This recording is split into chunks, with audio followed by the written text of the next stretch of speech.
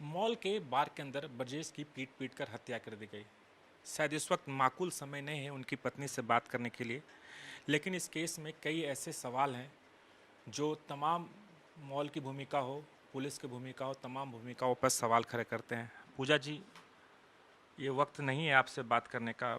परिवार पर दुखों का पहाड़ टूट पड़ा है। क्या हुआ था और कब आप लोग को क्या सूचना मिली थी? मुझे नहीं पता क्या हुआ था। मुझे कोई सूचना नहीं दी गई थी। मैं खुद ब्रिजेश को ढूंढने के लिए निकली थी। कितने बजे? मैं हॉस्पिटल 3 बजे पहुंची थी। घटना 11 बजे की है और 11 बजे ही मॉल के अंदर जो बाउंसर हैं, मामूली सा विवाद था पैसों को लेकर। मुझे नहीं पता। मुझे भी यही सो अभी जानकर थोड़ा शौक लगा है कि 11 बजे की बात है। जो दोस्त वहाँ साथ थे उन्होंने मुझे 3 बजे तक कुछ भी नहीं बताया। अच्छा, ये जो पार्टी हो रही थी, पार्टी में कितने लोग थे? क्या आपको इस बात की जानकारी थी कि एक खुशी मनाने के लिए ब्रजेश अपने दोस्तों के साथ वहाँ गए? हाँ, 7 लोग थे। जी। कौन कौन लोग थे दोस्त लोग? दोस्तों को मैं ऑफिस के कलीग थे, इसलिए मैं पर्सनली किसी को नहीं जानती। बस एक को जानती हूँ, सुमित भैया। अच्छा, तो आपको आपके पास कॉल सुमित जी ने किया था?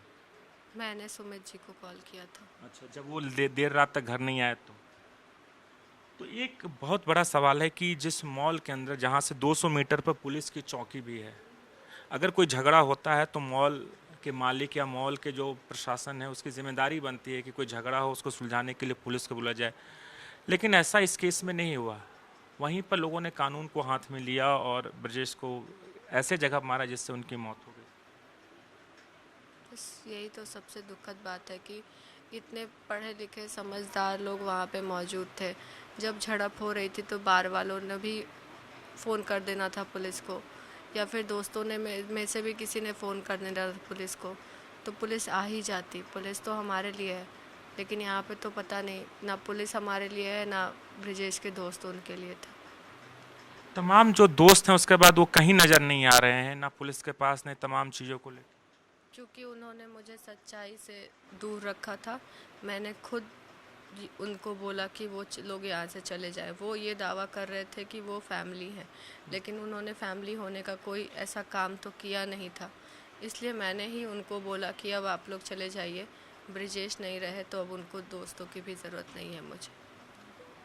ब्रजेश जब वहाँ पर गए थे मॉल के अंदर और पार्टी कर रहे थे, तो क्या ब्रजेश का स्वभाव कैसा? ऐसा तो है नहीं कि वहाँ पर गए और झगड़ा करने लगे। चाहे 6-7 दोस्त भी थे, उन्होंने भी बचाने की कोशिश नहीं की।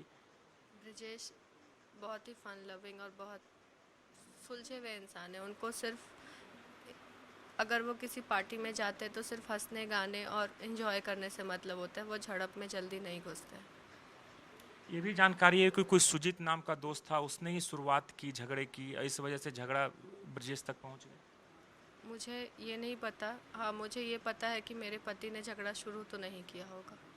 वो अपने दोस्त के लिए ज़रूर खड़े हुए होंगे, उनके दोस्त उनके लिए खड़े नहीं हुए। पुलिस की तरफ से कॉरपोरेट हो रहा है, आपकी मदद की जा रही है? नहीं। क्योंकि पुलिस का कहना है कि 8 लोगों के खिलाफ उन्होंने 302 के तहत केस दर्ज कर लिया, लेकिन जिम्मेदारी तो कहीं ना कहीं बार के मालिक के भी है।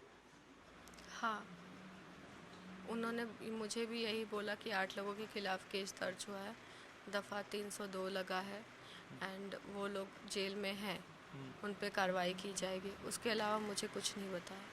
ब्रजेश के मोबाइल फ़ोन आपको मिला होगा जिसमें कुछ फुटेज या कोई जानकारी? मुझे उनका ना तो फ़ोन मिला है, ना ही उनका लैपटॉप बैग मिला है। हाँ, मेरे पति की ये आदत थी कि ऐसा कुछ अगर झड़प होता है, वो इतने समझदार और सेंसिबल थे कि ऐसे झड़प में वो जल्दी घुसते नहीं थे, और उनको लगता था कि बात हाथ से निकल गई है तो वो उस चीज़ को रिकॉर्ड करते थे और जो मेन अथॉरिटी होता है उस तक बात पहुंचाते थे। तो उनके फ़ोन में भी ज़रूर कुछ रहा होगा, इसलिए उनका फ़ोन अभी तक ऑफ है और मेरे पास नहीं मिला है। तो आप चाहते हैं कि उनका फ़ोन मिले और तमाम जो अगर हो सकता है उस फ़ोन के अंदर उन्होंने भी कुछ रिकॉर्ड किया हो तो वो एविडेंस हो एक हमें बहुत। क्या भरोसा, किसी ने डिलीट कर दिया हो वहीं पे। सीसीटीवी फुटेज की बात पुलिस कह रही है, क्या आप लोग को सीसीटीवी फुटेज दिखाया गया? उसमें क्या था? सीसीटीवी फुटेज में एक छोटा सा क्लिप दिखाया गया था जिसमें झड़प हो रही थी। मारपीट जैसा ऐसा कुछ भी नहीं दिखाया गया था जिसमें मेरे पति स्पेसिफिक दिख रहे हो जो मारपीट कर रहे हो। आपको लगता है कि चूंकि एक बड़े मॉल के अंदर एक बार, क्या मालिक इतना इन्फ्लुएंस है कि तमाम चीज़ों को डाइल्यूट भी कर सकते हैं, सबूतों के साथ छेड़छाड़ भी कर सकते हैं? सर यहाँ पैसा तो कुछ भी करवा सकता है, वो बार के मालिक है, उनके पास पैसा तो है ही और कॉन्टैक्ट्स भी होंगे क्योंकि उनका बार है। देखिए, एक बहुत बड़ा सवाल है। हर लोग, हर आदमी, हर इंसान अपनी खुशी के लिए, एंजॉय करने के लिए बार, मॉल, रेस्टोरेंट जाता है। जो सिक्योरिटी गार्ड उनकी सुरक्षा के लिए आता है, अगर इस तरह के करे तो कहीं ना कहीं सवाल बहुत बड़ा होता है, एक आम आदमी के लिए सवाल होता है। हाँ, शायद अब बहुत सारे लोगों को डर लगेगा कि वो वहाँ ना जाए, या बहुत सारी ऐसी वाइफ होंगी जो अपने हस्बैंड को देर रात तक बाहर ना रहने दे। अब इंसाफ ब्रजेश को कैसे मिलेगा? बस मुझे जानना है कि उनकी गलती क्या थी और उन्हें मारा क्यों। और अब ब्रिजेश जो इतना कुछ अपने पीछे छोड़ कर गए हैं, वो कौन संभालेगा? जिन लोगों ने उनको मारा वो अब ब्रिजेश की जिम्मेदारी लेंगे? वो क्या कर लेंगे मेरे लिए? कितने बच्चे हैं आपके? मेरे 2 बच्चे। ब्रजेश नोएडा में कितने दिनों से थे? जेएलएन कंपनी में कितने दिनों से काम कर 4 रहे थे? महीने से थे यहाँ पे। 4 महीने पहले ही आए थे। हाँ। अच्छा, कल जो पार्टी, कंपनी की पार्टी थी या प्राइवेट दोस्तों की पार्टी थी? वो बस फ्रेंड्स गेट टुगेदर था। पुलिस की तरफ से क्या मांग है, या फिर क्या आपको अब इस केस में चाहिए? क्योंकि ब्रजेश तो नहीं रहे, लेकिन कहीं ना कहीं एक इंसाफ की बात ज़रूर है, एक इंसाफ की लड़ाई आपके लिए है। 2 छोटे छोटे मासूम बच्चे हैं, बिना कसूर के आपके पति की मौत हुई।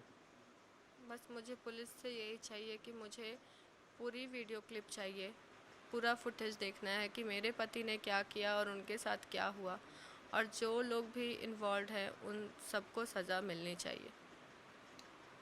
तो ये पूजा थी जो साफ तौर पर ये कह रहे हैं कि ब्रजेश के साथ क्या हुआ, कैसे उनकी मौत हुई, पूरी जानकारी पुलिस से मिले और जो भी इस केस में दोषी है उसके खिलाफ सख्त से सख्त कार्रवाई की जाए। राजू राज, जी मीडिया, नोएडा।